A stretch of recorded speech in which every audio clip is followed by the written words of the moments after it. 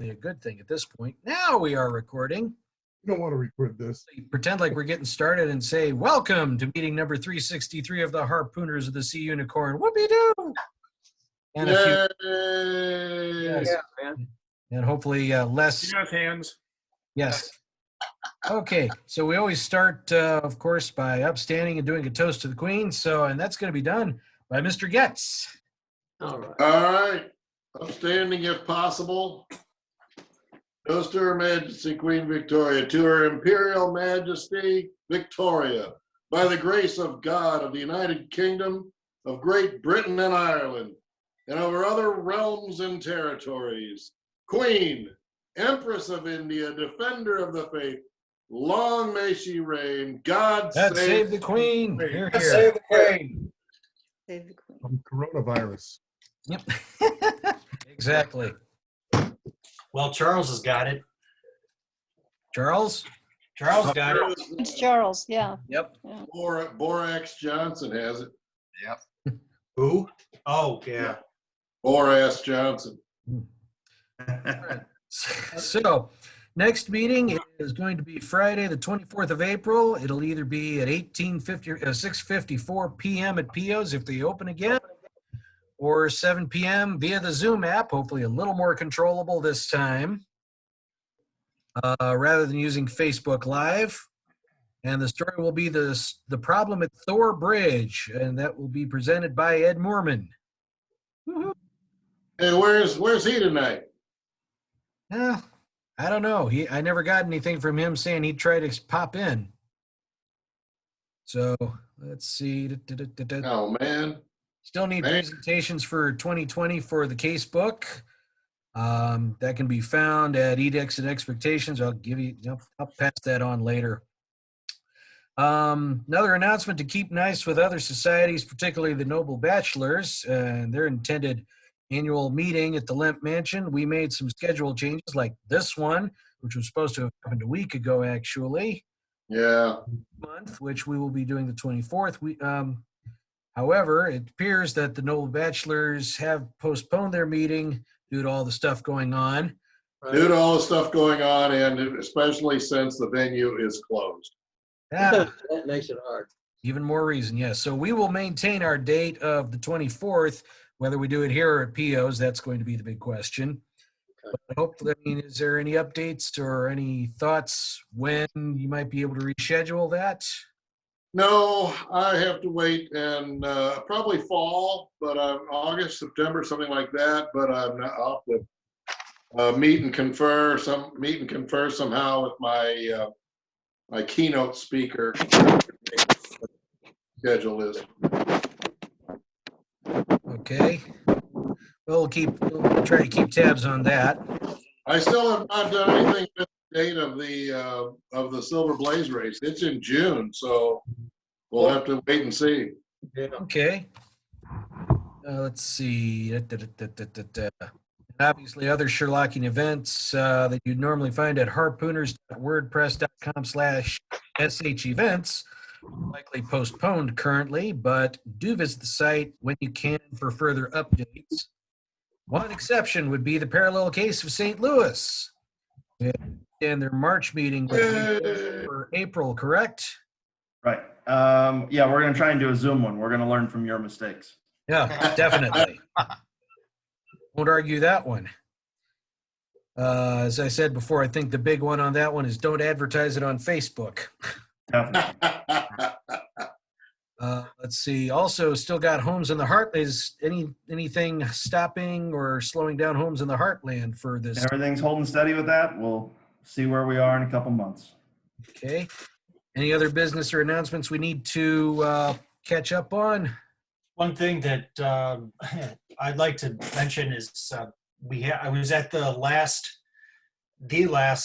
First Friday at the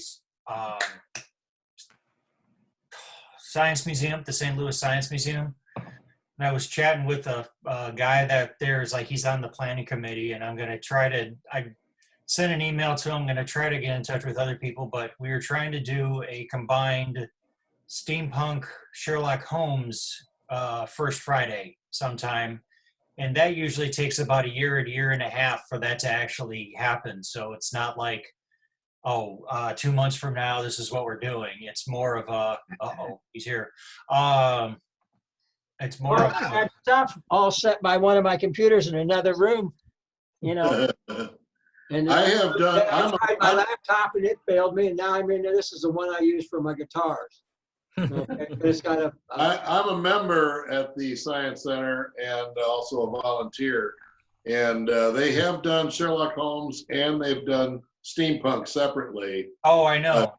Well- But I'm sure they would love to do it. And Well, one of the gals that I work with would love to do steampunk. She's all over that. No, because I'm part of the Steampunk Society here. Really? Yes. She is. I did Yes. not know that. So I'm part of the Gateway Steampunk Society here. We're usually trying to find something to do. So I mean, so I mentioned it on our Facebook page, and I got a lot of interest in doing that because obviously a lot of us do like a lot of them. It's Victorian, it's steampunk, so we figured, doing the combination because I remember last year when we did the steampunk, Andy just disappeared. Anyway, We like I can said- show one of the Robert Downey Jr. movies. Oh yeah, yeah. Yeah. Or I was even thinking showing that, and then even showing, like just to say, here's an hour. I mean, if we can do an hour episode of one of the Jeremy Brett ones, just to say here's a Sherlock Holmes short, and then maybe even this is just me thinking out loud. Just some of us just saying, hey, this is Sherlock Holmes. Talk a little bit about Sherlock Holmes, and then. Then like the big movie at the end would be, the Sherlock Holmes with Jude Law and Robert Downey Jr. That'd be great. That would be great. We could show one of the Jeremy Bretts that has something about trains. Is the Bruce Partington Plans or something in? Oh yeah, that's the one with that's the one where the guy fell on the. Well, yeah, they tossed the guy on the train. So yeah. Hello. I got all the Bretts. I got the complete Bretts if nobody else has it. So- Yeah, I do too. I got it on Oh, Blu-ray. we're good. We're good. Yeah. All right. Okay. But I mean, I just don't know about the legality of it. As long as you're not making any money off of it, I don't think it'd be a problem. And I'm sure Yeah, we they've done We this have a to bunch. take into- But at the same time, the Science Center shows movies all the time, so they're familiar with what's required for licensing. Yeah, because I mean, as I said, I talked to somebody during the Blade Runner one, and he said he liked the idea. He said, we haven't done a Sherlock Holmes in a while either. So, and I remember that the steampunk one, when I went to, I helped out with that one, and that turned out to be pretty popular. So, Yeah, this gal that I work with over there in the collections, I work in the collections center over there, which is like behind the scenes. And she's so into steampunk. She made a bunch of hats, made them, and put all the different stuff on them, and she just loves it. is she I bet part she of made our I bet society? she made a dozen hats. Well, tell her about the Make her now, Gateway Michael. steampunk. Huh? She'll be all into it. Okay, well, moving on to other stuff. This is about the time that we would start talking about the summary for today's story. And here it is. Oh, Adventure of the look Three at that. Garridebs. That's fancy. Yeah, originally from Collier's Magazine in the U.S. on 25 October of 1924, or the Strand Magazine in the United Kingdom, January 1925. And since you're covering up some of my picture here, I gotta scroll this, close and accept. There we go. Okay. So Holmes is approached by John Garrideb, counselor at law, formerly of Moorville, Kansas, to help him, Nathan Garrideb of 136 Little Rider Street West, find a man in England whose surname, with the same surname of Garrideb, in keeping with the last will and testament of Alexander Alexander Hamilton Garrideb. Hamilton. Yes. Can they find this person, or does the person even exist? The picture up there was a combination of two pictures done by John R. Flanagan in Colliers back in October of 24. And the way they were set up, I think you were supposed to, they were on opposite pages and they just go naturally like that. So, Nothing, I'm doing a Sherlock Holmes meeting live with a bunch of guys from St. Louis. We're live on the internet. oh, there he is. Okay. With that, So anyway, with that, we go ahead and move to our toast to Holmes. And Rob Nunn, if you're still up to that, I hope. did we do the toast to the Queen? I must have missed it. You missed Yes, it. I think you You did. totally missed it. Yeah, Hmm. we did that a long time ago. Sorry. Get your drink ready. All right, are we ready? Yes. All right. Holmes looked around him with curiosity at a museum that soon would house quite an atrocity, for standing between our villain and riches was the Hans Sloane of his age. And when Sherlock Holmes stopped this ploy, Evans flew into a rage. Wounding our good doctor, he tried to escape with a dive. If Evans had killed Watson, he wouldn't have made it out alive. Of course, Holmes stopped the fiend because of the devious task. Watson and we see the loyalty that lay behind Holmes' cold mask. Watson says it was worth as many wounds and all their included aching to see those clear, hard eyes dimmed and firm lips a-shaking. So raise your glasses tonight before we all part to toast the man that was not just a great brain, but also a great heart. Here, here. That's it. Here. Queen. Here. All right. Now I gotta go and rewrite my Watson toast. Those are Okay. tall shoes to fill. All right. And with that, Mr. Garrideb, are you ready? Yes. Our presentation from Michael E.B. Garrideb. Matter of fact. If you're Chris, ready- your finger's over the camera or something. What? Chris is partially blocking her camera. I know, but I can't figure out how. Anyway, go ahead, go ahead. Okay. You ready to read, Mr. Garrideb? If I can, yeah. Okay. I got my glasses on too. Well, no, I don't. Corresponding lives, parallels with Victorian life.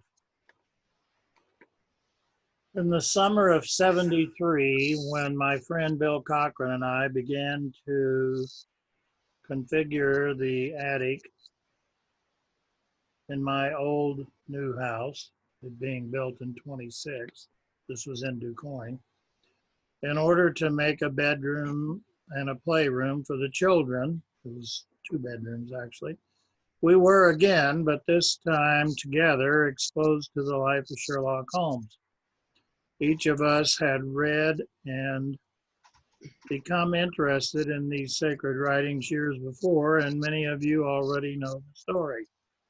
We worked in the attic, the children's rooms. What are you doing? What are you doing, Cairns? Looks like I picked the wrong week to quit sniffing glue.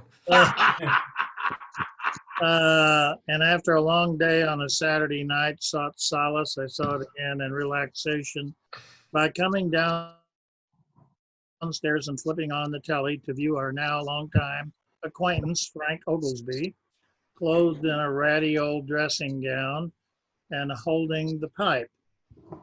He introduced us, through the graces of the local PBS station, to an episode of Sherlock Holmes, starring, of course, Mr. Sherlock Holmes and Dr. John Watson.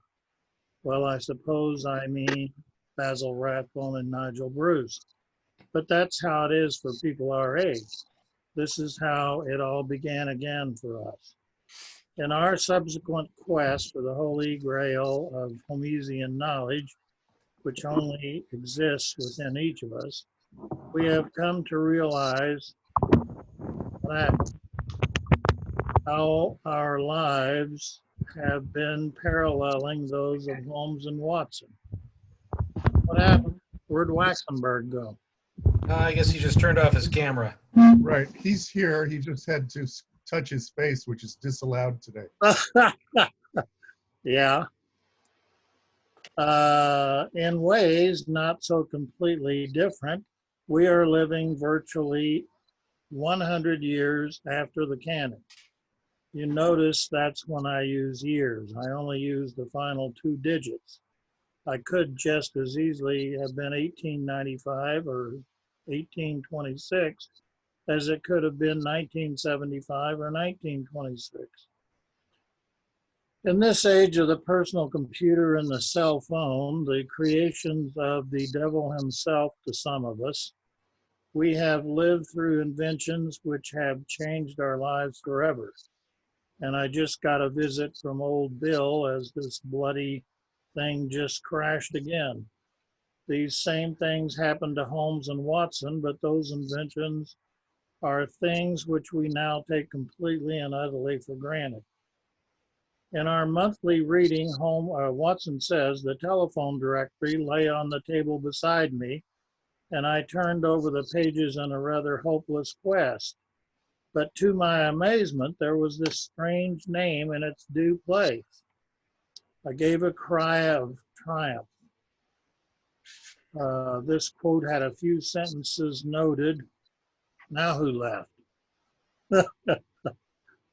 This quote had a few sentences noted in the Oxford, noted below, but none in Baring Gould. Later on, we hear Holmes saying to Watson, just ring him up, Watson. This quote had no notes assigned to it in either the Baring Gould or Oxford editions. How can we correlate the meaning of these quotes to our own times, our own lives? Think of it as we go through the glasses are slipping, dates. Since the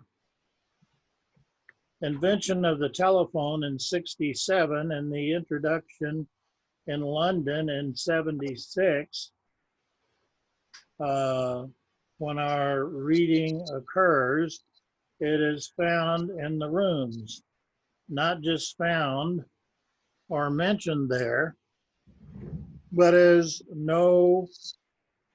so common that Holmes uses the phrase, just ring him up, Watson.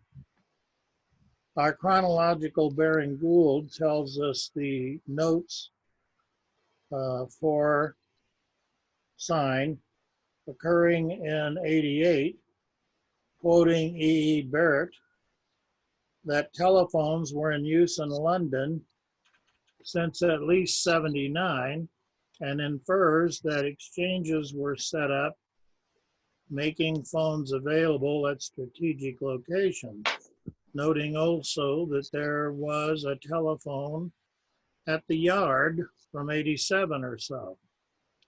This was verified canonically by Twist in 87 as Inspector Bradstreet had a telephone projecting from the wall. They were not at all common, as in 95 with Bruce. It was back to the telegram. It was the maid who brought it in to him, but that's another story. Possibly Mycroft was not a man of the times, although surely he would have had one available. Holmes responded later on by sending one back to his brother, accepting his reluctance, and they conversed twice by the notes delivered by messenger. It must be noted that party lines were the rule then, not the exception. In Ready in 98, Holmes certainly had a phone in Baker Street, but its use was mixed with use of telegrams. It had, oh, there's old Satan. It was possible that Era's version of the public telephone was located at telegraph offices, as Holmes instructs Watson to get to the nearest telegraph offices or telephone exchange and send the single word bolted. When the telegraph office is closed, Watson, who is in what he perceives as the most primitive village in England, rushes to the railway arms to use the phone to contact Holmes. It couldn't have been that primitive. It is apparent that by Charles in 99, there were still few phones in private homes. Clearly in Ready, the usage goes back and forth between the two with a maddening frequency, which then brings us to Three Garridebs and '02, where we are with this adventure. Just as we experience changes from the IBM Selectric 2 correctable in 80 to the Pentium 4 in '01, and to go from preferably sending telegrams in '86 to just ring them up on a telephone in '02 is surely something we can understand. By '02, we may yet have telephones with television. Much like Dick Tracy, we know it's coming.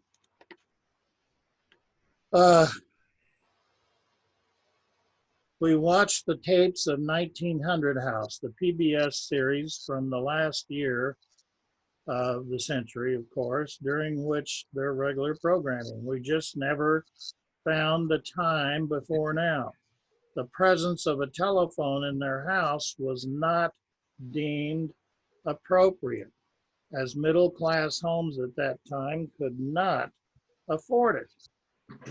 The series' social historian, Daru Rook, no typo, in the pre-series setup episode, bypassed the subject somewhat, but declared that behind a locked door with a break glass affixed to it was a phone.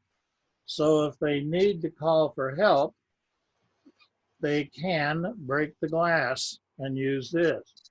By '02 again, we see that Holmes was familiar enough with the telephone to say, again, just ring him up, Watson.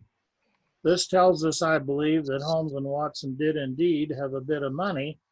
At least they were above middle class status.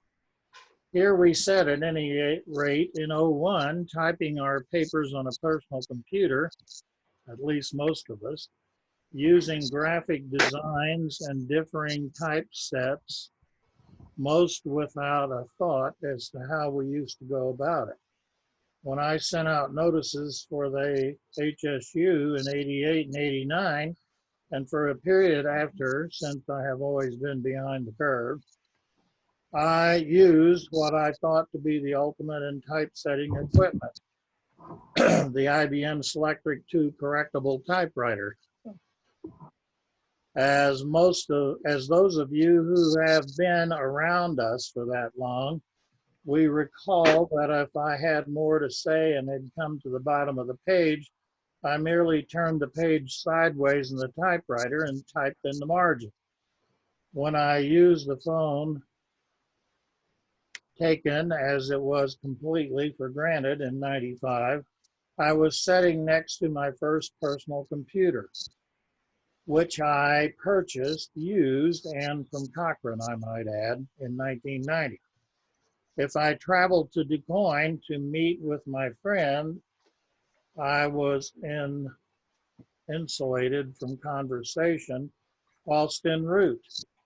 This then brings me to just ring them up. Now, as virtually all of us know, no matter what time of the day it might be, nor whether I am traveling or not, anyone who has the numbers can just ring me up, no matter where I am, or use the pager,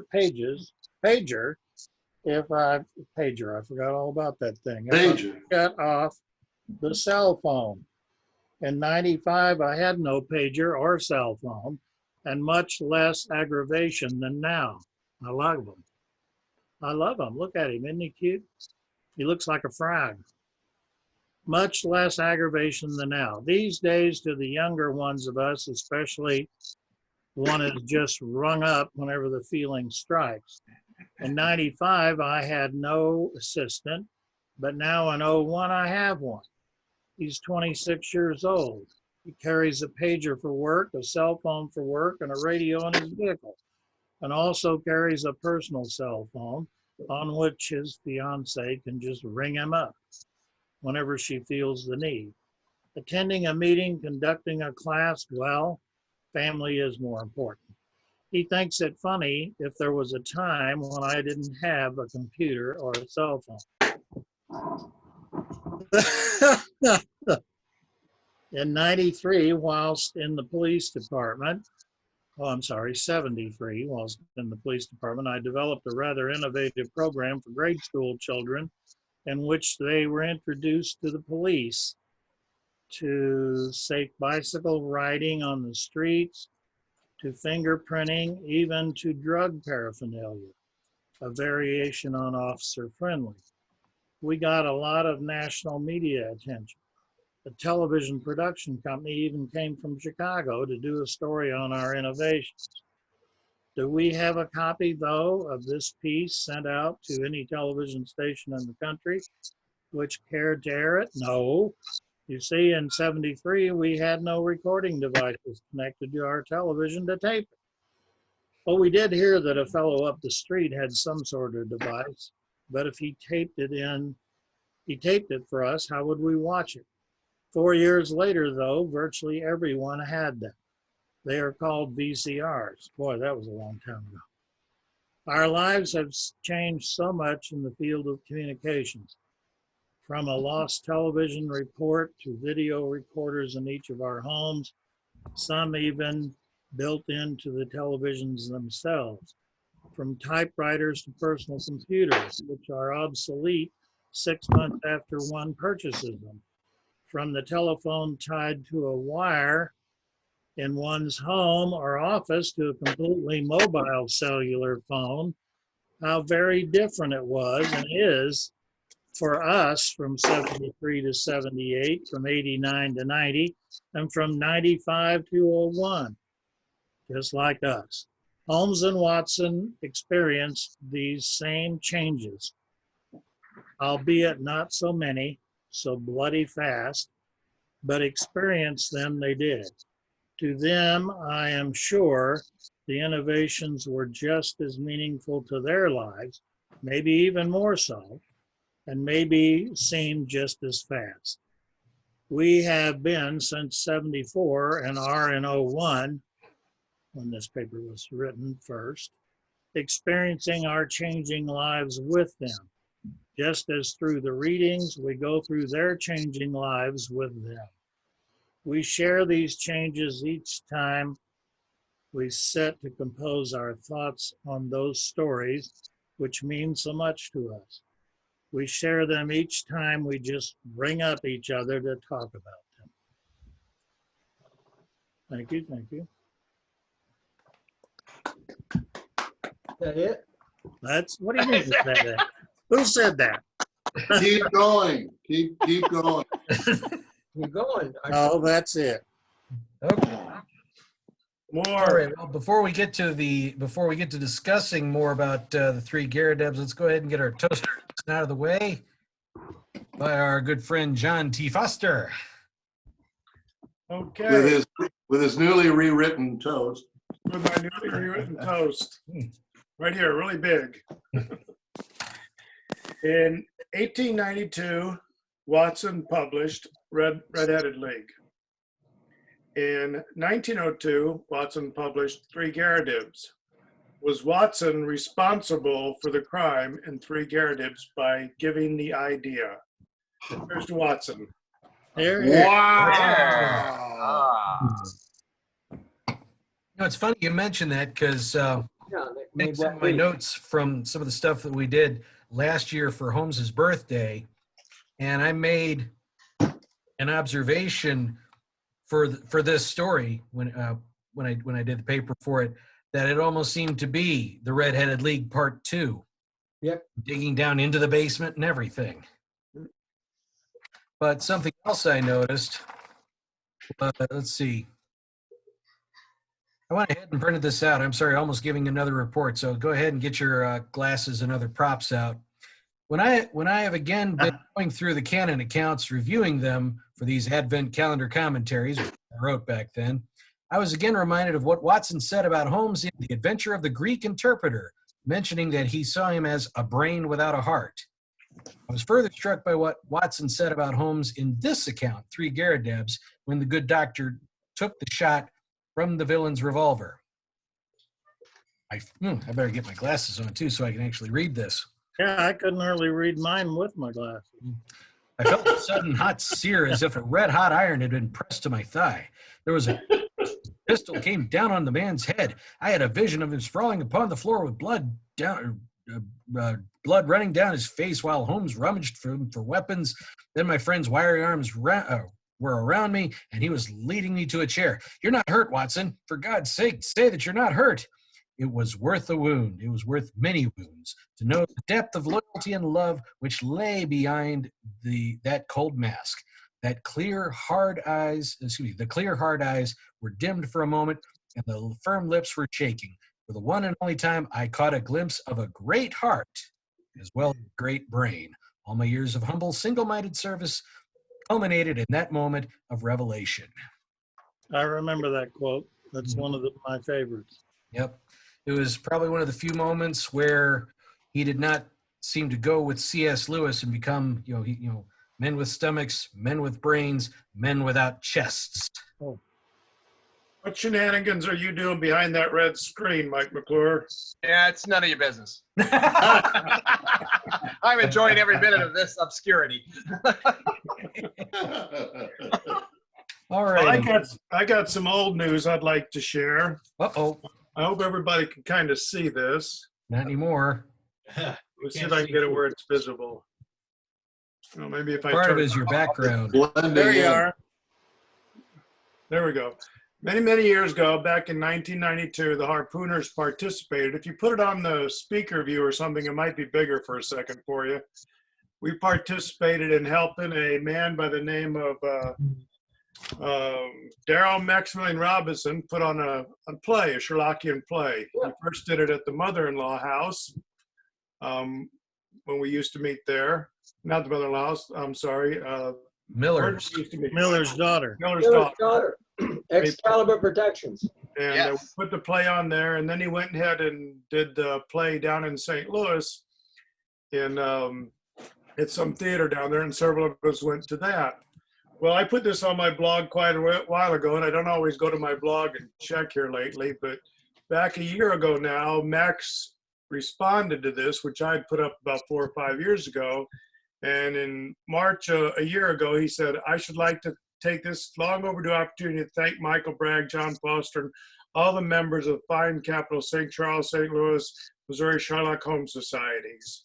And he went on quite a bit with quite a bit more. But I was doing some research on Max here this last week, and he has actually just performed the play again in Chicago, March 5th of this year. Wow. It was really, really neat. And he The same play? And well, I'm not sure. The title of the play wasn't on the part I read, but he actually has this certificate on a lot of his postings about whenever he's advertising his Sherlock Holmes play. So it was really neat. That is cool. Yep. Yeah, that's very cool. What's the certificate say? I'm sorry. Back then, the Harpooners used to make lots of silly certificates. Yep. And this one says Certificate of Honorary Membership to Daryl Maximilian Robinson. Now, not to be racist here, I think Max is African American. Right. First time we had communications with him was over the telephone, and he sounded like the perfect English gentleman on the Yeah, telephone. And we were all he kind of did. a little surprised when we met him, but he did such a fantastic job with this play. It was just such a fun Yeah, if you can't believe that a black person could play Sherlock Holmes, you need to see this guy do it because he's great. Well, we got a video of it somewhere. Somebody does. Somebody does. Where is it? Yeah. I don't know. I'll have to dig around. I might have it. Dig in the cloud. No. Didn't have any clouds back then. It's Not a real. somebody either did Yeah. A film reel. VHS, because it's either on VHS cassette or somebody used a cam. I might have used one of us used Maybe a. it's on beta. Yeah. Actually, somebody probably recorded over it with the football game. It's mine, it's Sony Video 8, so I can We find did it. the play there in the main dining room at the Miller's Daughter, and it was just packed. There was hardly any room for the actors to perform. Right. And then we lent him some props and stuff when he finally took the play down to St. Louis. I had the part of watching. The nice part of watching was there was no speaking part. I sat in a chair with my back to the audience. Perfect. I know. I didn't make any mistakes at all. If you can't find your video, I do have a copy. It's very poorly lit, but we brought him down here to Chester in February of 1992, and he did the play with his cast. He had Watson and Moriarty, and it's a little bit of a distant shot. So anybody that hasn't seen it wants to see it. I know where it is. Wasn't that a fun time? He did such a good job. Fantastic. Yes. Oh, I'd definitely like to see that. I'd like to see it again. But it's kind of neat that he's still doing it. This time it was in Chicago, and he gives us credit in just about all his bios. So it's really cool. That's That is great. That is great.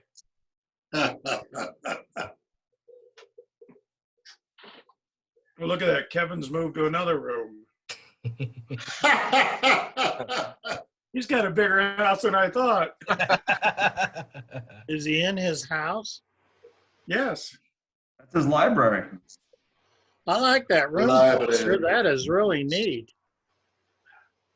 It's a man study.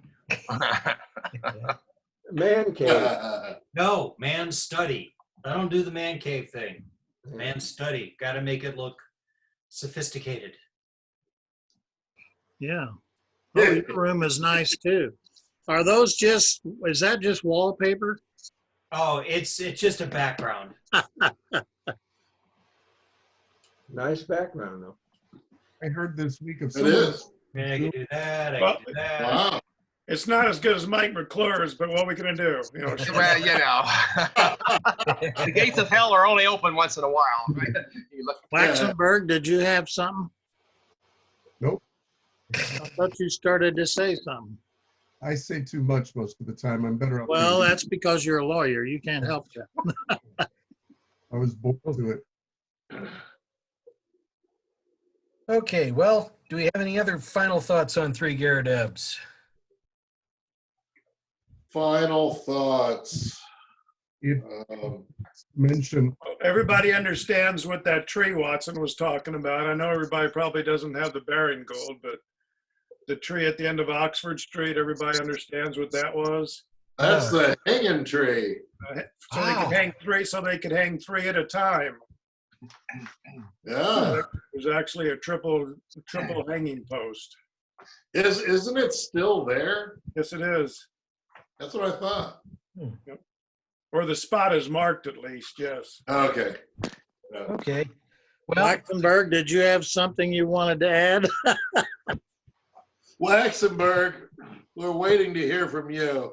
I was going to throw out there that this story is, I think, the only one that mentions the Aston neighborhood of Birmingham, where Conan Doyle had a medical practice for a time in his early years. Yeah, I believe that's true.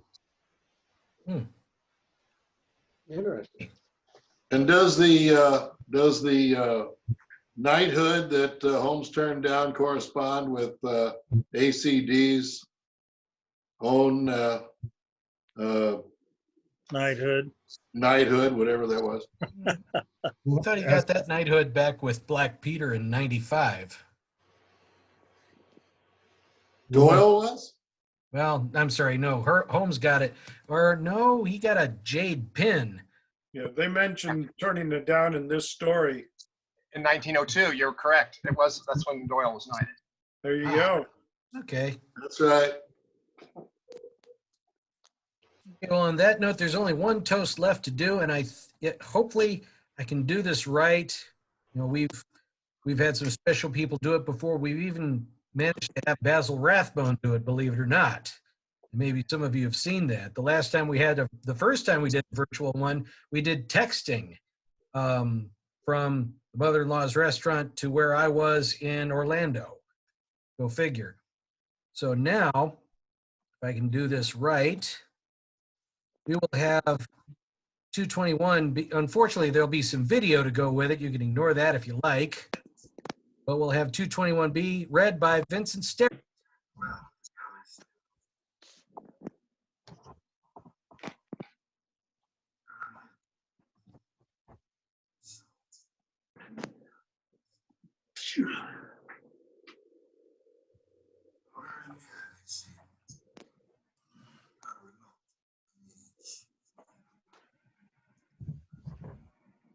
Turn up the volume. I hear nothing. Here, here. Where's the volume? He meant Vincent Sterrett was going to do it live, and this is what you get. That figures.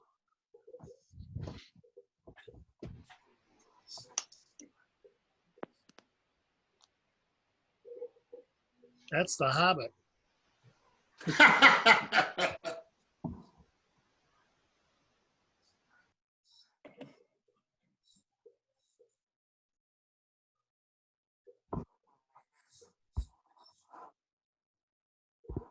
Somebody needed to do a better job of editing. Is anybody getting sound? No. No. Okay. So you're hearing that? No sound. Okay, Whatsoever. darn. I can hear that just fine. So No, it figures. yeah, figures. Let's try this way. And see. Here dwell together two still men of note who never live, who can never die. Everybody take a line. How very near they seemed, yet how remote that age before the world went all awry. Very near they seem. There's an echo. That. But still the game's afoot for those with ears attuned to catch the distant view. Halloo. England is England yet for all our fears. Only those things the heart believes are true. A yellow fog swirls past the window pane as night descends upon this fabled street. A lonely hansom splashes through the rain. The ghostly gas lamps fail at 20 feet. Here, though the world explode, these two survive, and it was always 1895. Save the Queen. Here. That didn't sound like Vincent Sterrett. No, that didn't. That wasn't him. This is I'll send you a link sometime. It was when he was at the Holiday Inn. Yeah. Really? I think that it's on YouTube if you want to take a look at it. Well, that's where I got it from, actually. Either YouTube or on Amazon. It's on YouTube. Yeah, we weren't just getting any volume. Yeah. So another thing to work on, getting special effects on this. Oh, Randy was providing plenty. Yeah. That he was. I'm sure Mike McClure was too, but Oh, baby. Yeah, that's what I said. No. We will never know. No. Mike McClure, I think that your paper, though written in 2001, was very timely for us today while we are experimenting with yet new technologies, new to us anyway. And you reminded us that new technologies are basically always there. here, here. Yep. So we're dealing with them too. So I commend you on that paper, sir. That was a Michael Well, Bright You talked Thank about you. how, Greg, you talked about how the original phones were a party line. We're kind of right back at it now. What was the last part? I said we're kind of right back at the party line now. Yeah, right. Right. Yeah, especially How many on here grew up with party lines? Oh. I had a phone like Andy Griffith did, where you had to twirl that little thing, and we never called her by her first name, though. We called her Central. Oh, Sarah, get me Mount Piler. Yeah. Well, we had to call her Central. It wasn't Sarah, because we got a different woman every once in a while. But somehow she always answered to Central. Yeah. 56921 was my phone number. 26F21 was Five my next. 6921 in 1947 was our phone number. I thought your number was 3. Might be. 1943 is my birthday. That almost goes back as far as this Sherlock Holmes story. Yeah, really. Close. How much free time we got? Have no idea. We had a thing come up a few moments ago saying, "Hey, you're almost there, but we're waiving that 40 minutes thing. So be happy." Oh, Well, that's the one good. thing we're indebted to the virus for. Yep, perhaps. I guess. Okay. Well, there's nothing else. We better make like a tree and get out. Well, thanks to Andy, we didn't miss a meeting, so. That's right. Here, here. Awesome. Thank you. No, it's a good thing. We all got, especially me, I got to check out a couple things and make sure I got it right. I got, for some reason, my laptop, I couldn't get it up. And for some reason, on my other desktop in the other room, I couldn't get it going. And I guess that's because of a mic problem. I got a, what do you call it, a little webcam here, and unfortunately it has a mic. And I mean, what are you guys, are you guys doing home computers or laptops or what? I'm I curious. got a desktop. Laptop. Stop. Laptop. We've all got to compete with iPad. We've all got to compete with Kevin's backgrounds from now on, and Yeah. Randy's. Right.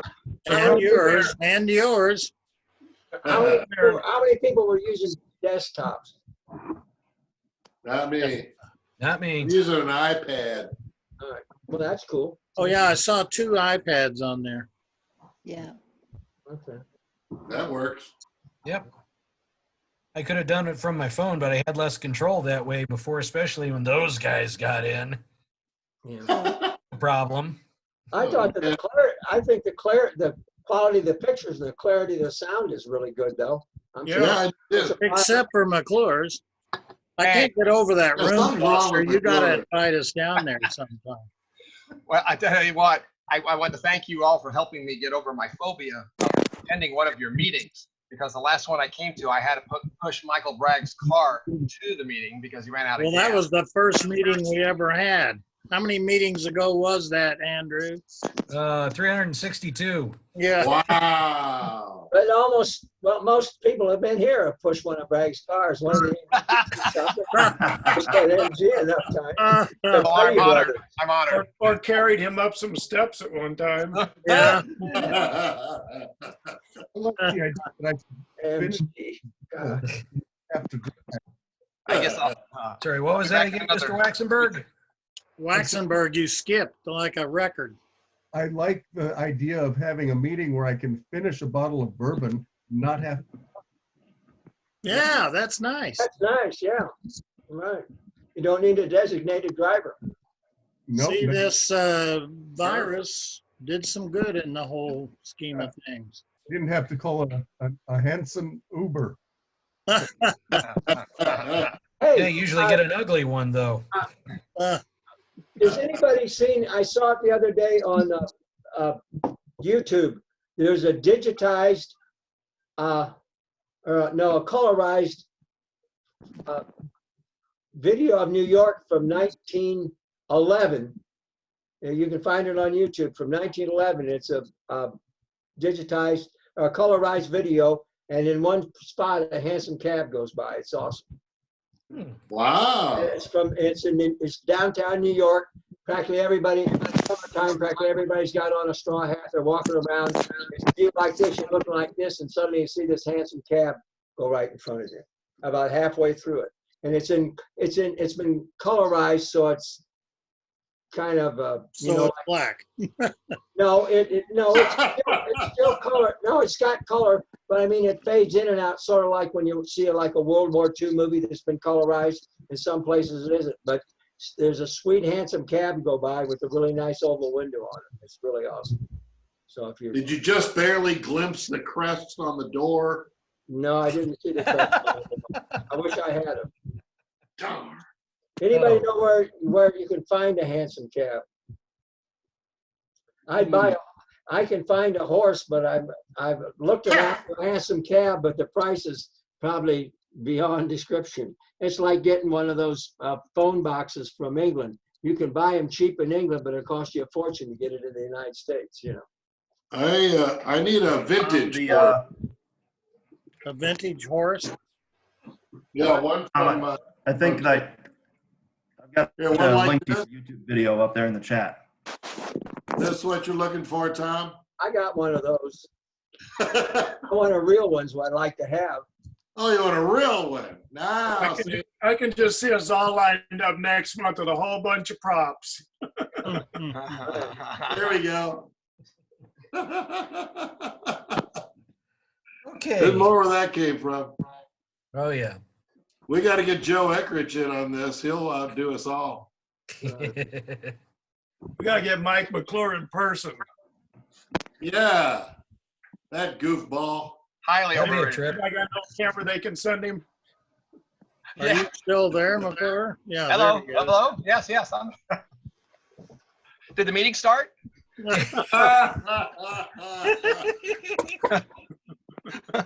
What, got shampoo problems again? Well, it was fun. This was a good meeting. Now, that's an effective, you know, this is a Oh, good, there you go. when that's full, that's an effective way to have a meeting.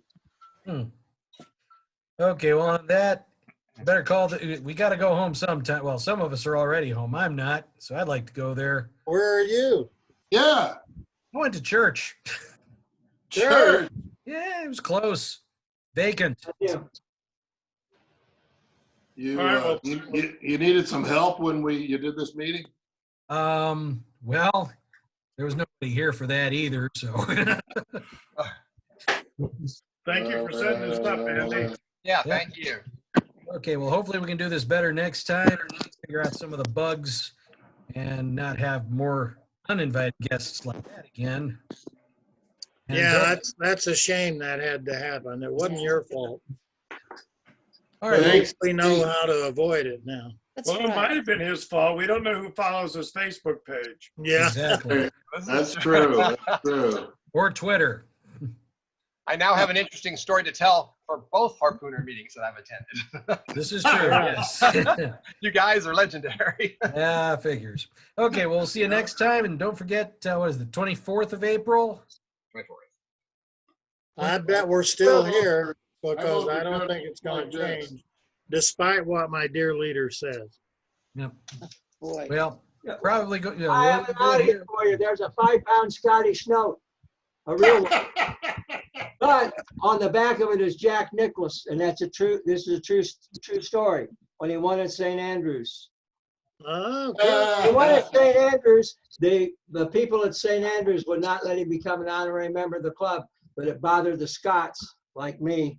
And so this is a piece of currency of 5-pound Scottish note.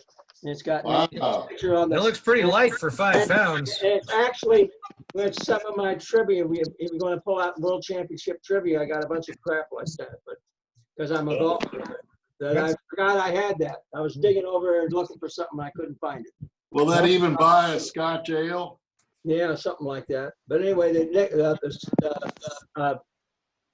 Scottish, the St. Andrews would not let him in for whatever reason, and it pissed off most of the Scots. So what they did is they put his likeness on a 5-pound note. Well, the Scots run St. Andrews. No, the Scots are Scots. Some Scots run St. Andrews, but not the majority of Scots. Just a few hyper-rich. Not like Guinness, where the English own it, but it's supposed to be Irish. Just recently, I found my copy of us taping Jeremy Brett when he was in St. Louis. Oh, man. It's on VHS, so I got it. I'll try to get it into a format that I can show here next time. I got a DVD of it, and I'll make anybody a DVD that wants one. I would Oh, just- I want that. Good. I'm in. I got Thursday night, Friday night, and the Saturday night press conferences on a DVD. Wow. When was that? He died like 94. Well, I converted it from my video on to DVD. And the Thursday night thing is interesting because Brett was sitting not unlike me, and Bragg having no qualms about anything, sat Indian style in front of him with the camera like this when I talked to everybody. So it's a pretty For neat all, thing. for all the new people here, Mike McClure has the best stories about Jeremy Brett that weekend. Yeah, that was October 1991. Yeah, who kept in touch with Yes. Mike's son for many years. Yeah. Yeah. And we gave Brett that pin that said, or a badge that said Sherlock Holmes on one side and Brett on the other side, and he gave that to Mike's son. Yeah, but he sold it on eBay for quite a bit. But he did keep No. He did keep the brooch. He did keep the brooch. I make a motion, if we're not democratic, I recognize that, but I make a suggestion that we have a special meeting to look at those videos and to discuss the weekend. That's a I great think that idea. would be nice. Yeah. Great idea. Yeah, that's a cool idea. I'll have to see how, I'll try to see if I can figure out how to do it. If I knew how to do it, as soon as I can figure out how it's to be done, it's no problem, because all I could do is just throw it in. I could throw it in my computer and it would fire up, Give And me a, Tom, if you do have a problem with that, because I was standing right next to you filming the same thing, I have converted mine, but I have a DVD duplicator. So mine's real easy. If you can't pull it off with the guys, since you were right there, you can get them to them, but I'll be glad to make them a minute. No, I can copy them. I'm saying to try to put it on here. On screen, gotcha, sorry. Put it on screen. I'm not sure exactly how to do it. How did you do that, Andy? through the Zoom, you can do a screen share where what's on your. Okay. All right. Down the bottom. I'll have to learn how to do it. I'll practice or something. Yeah. I'll torment some family members. That's kind of hard. That's how you practice this stuff.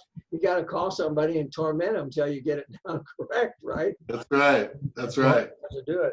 My video's from pretty far back, so it's going to show most of the audience. I think Tom had his camera set up nearer the stage than mine. Well, But it'll still be some good footage, I think. for I Brett, think I was drunk by that time. well, remember Brett did those two, did the two news conferences were neat. Remember, because you asked Brett to read 221B, and that's when he told us he couldn't because he was dyslexic. Yeah. Which struck Not sober. surprised us all. He said, "No, I can't read it," and then he admitted dyslexic. Really, it's just because he's drunk. Ah, Well, I don't know. I thought he was fairly sober through those things. Pretty much so. It would be fun to show all of the videos at the same time if we were together, show them all on the same screen. yeah. I think that's a great idea. Yeah. could see people in the audience and recognize what we looked like 100 years ago. Yeah. Great idea. Boy, it's a half 100 anyway, buddy. What was that? October what? 12th, 13th, 19, 17, 18, 19. 17, 18, 19. 17, 18, 19. 1991. Wow. Yeah. I still got the video 8 copy too, but I took my video 8s and converted them to DVD. I've still got the box we presented to him, too. Yep. And we got the certificates too. Somewhere I don't know where it is right to say, and I can't lay my hands on it, but we got we made him an honorary member, and we had him sign a bunch of certificates for us. We made him Yeah, a I've got, member. I've got one of those in the box. Yeah, and I got one too. We got a few of those, so here, there. Ugh. The sad have to thing make is sure we sent that box. John can tell you, we sent that box to England, but we didn't tell him in advance. And that was a time when England was still suspicious about unannounced packages, and so it was returned to us. He didn't take it, and then subsequently, shortly after that, We had presented it to him there, and we promised to mail it to him so he wouldn't have to drag it all over the country with him. And it never got picked up at the post office, so they sent it back. so they sent it Oh, back. man. And he passed away in '95. Well, we were there. No, he passed away after we were there, I think. When did he pass My away? birthday. When did we get home in relation to my birthday? We got home on my birthday, 21 August, 1995. Okay, he passed away 12 September 95. Right. Yeah. That must be an unlucky day. Hey, No, but that was a really good time with him. He was really a neat guy, Tim. We all have to remember to, whenever we don't need our Sherlock Holmes collections anymore, like when we are finally done. Kick the bucket, right? we need to make sure they're labeled or marked somehow so that they stay into the Sherlock Holmes collection for the world to know about. That's a great Like, idea. like the practical preservers of Sherlockiana at Right. the library. Good Well, idea. I got my stuff, plus I got the Strand magazines, which I got from Cochran, and Cochran promised me, and I've talked to my wife about it, if I croak, Cochran's gonna go through my stuff for me. And he would make sure that most of it would go someplace, except that Yeah. there's a few things. It all Get goes, going. Hi, Kevin. Bye. it all goes to Kevin. West In a Bird's bit. house. See you, Kevin. See ya. Well, most of us look better on camera, so this was a good idea than we do in real life. So we should keep this Here, up. here. Let's keep this one up. Especially Mike Rob, we McClure. need to chat, Rob, about Rob, we need to chat about the symposium Okay. at Yeah. some point. All righty. Well, on that note, let's make like Great. get out of here. Thank you, Andy. All right. Yeah, thank you, Andy. Good night. Thank Good night, you. everyone. Andy, good job. Thank Good you. job, Night, Andy. all. Good night. Good night.